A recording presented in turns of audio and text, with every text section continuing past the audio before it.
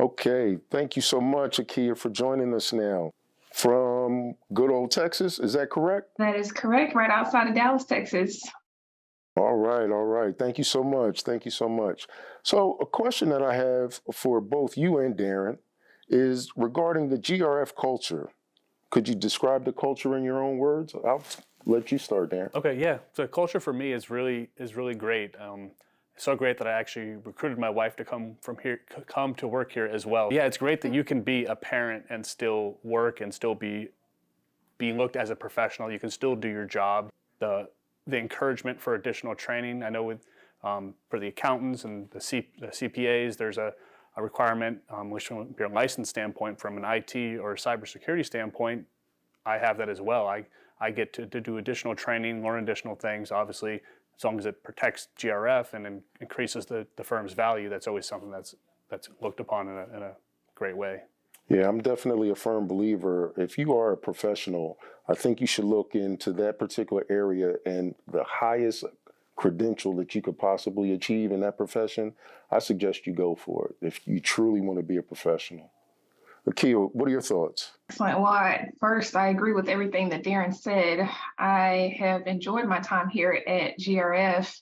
There are a lot of resources that are made available to us to keep our credentials up by way of continuing professional education hours. It's fun here at GRF.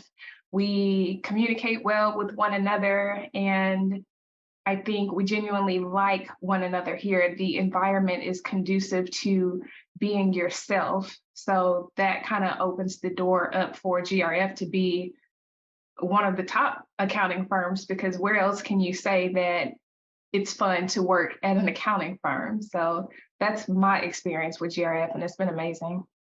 Akia, that was a great insight. You know, in my opinion, I think the culture here at GRF is one that recognizes as well as celebrates our differences and our uniqueness. And I think the firm does a great job of using those differences and uniqueness as a competitive advantage.